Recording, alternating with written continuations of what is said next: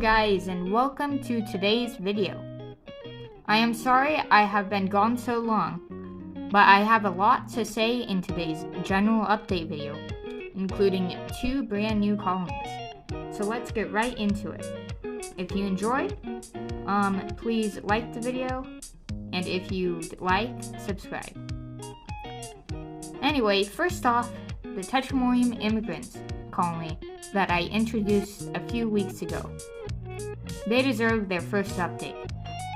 The colony has grown to about 30 workers and so much brood. I have moved them into a Venus nest from Wakushi, and it has been storing them a lot of brood.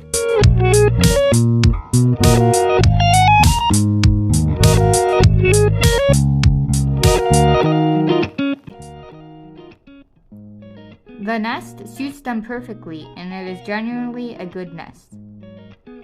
One thing I have noticed with this colony is that they drink lots and lots of water. They are thirsty little ants.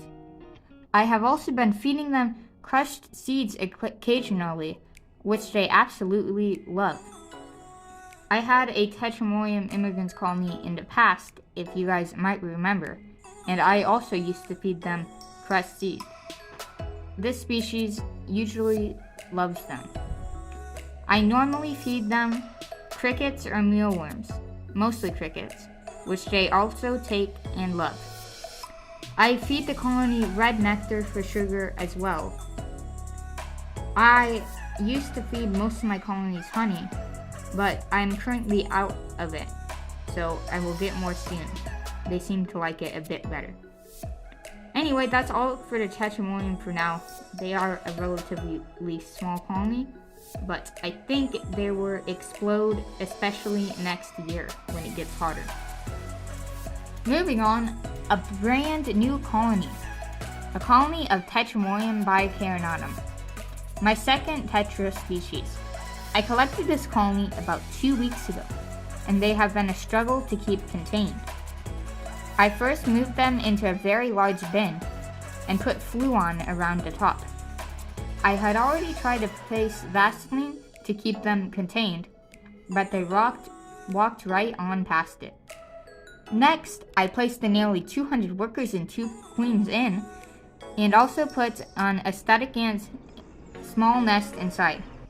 They moved in after about 1 hour, and the nest fit them perfectly. I checked on them about 2 hours later. Oh no. I saw a few workers walking around the lid. I knew the Fluon had failed.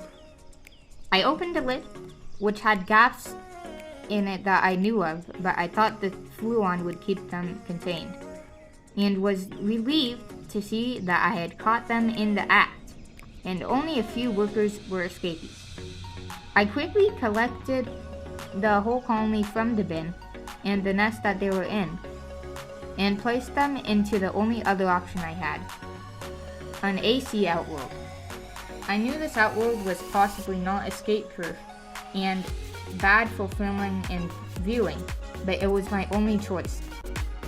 I noticed some possible escapee spots and glued them all up, but then a day later, about half the colony was gone. Thankfully, some workers were in a spare test tube I had lying around, and at least 1 queen was present in the EA nest. I was relieved. Then I dumped the contents of the test tube inside the nest that they were originally in, or the outworld.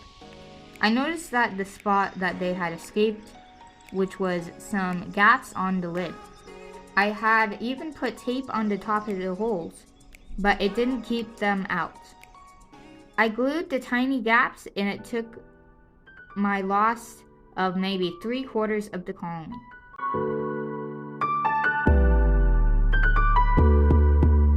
I connected their nest up to a tube going to the outworld, so it looked like a better setup and they couldn't get into the hydration chamber of the nest. I made sure that the tube was tight so they couldn't escape yet again. I have been feeding this colony nectar and crickets. They love the crickets every time and are chill whenever I open their nest. It almost seems like they want to go into hibernation, but they are still accepting protein and the species usually does not go into hibernation. I guess that's just how chill they usually are. Anyway, on to the next colony. The last thing in this video will be another brand new colony. This is a massive colony, but a very invasive species. The species is... You know what? I'm not even going to try to pronounce it. I'll just put it up on the screen for you guys. Anyway, the common name of this species is Argentinans, which is much easier to pronounce, by the way. This colony is about, I'd say, 650 workers, and they are in an Ants Canada hybrid nest. They are also in a large bin, just like the last colony. Funny enough, even though this species is very polygynous, they only have one queen. I'm not sure if they inbreed, but it would be cool if they did once they grew. This colony is partially nesting in the hydration chamber of the nest as well. I think they like the extra humidity. They would be fit to the Ants Canada nest perfectly if they weren't nesting in the humidity chamber a little. They still take up about 3/4 of the nest and have an absolute ton of brood, which contains mostly larvae, I believe. Something surprising I've noticed about this species is that they actually don't swarm to food as much as you think. I think usually the big invasive colonies absolutely destroy food, but these guys not so much. They do take their crickets, but not as much as some of my other colonies. There's also not much to say about this colony. They're just really big. By far the biggest colony in my collection. It is good in my opinion to take them out of the environment just because they are so invasive. I mean, this species is invasive to everywhere except their home Argentina, hence the name, and Antarctica because no ants live in Antarctica. Kind of ironic, isn't it? Anyway, let's hope that this colony grows into the thousands someday. That should be it for my return to this channel. Hopefully you guys enjoyed and hopefully you like the new intro I made. See you guys later and peace out.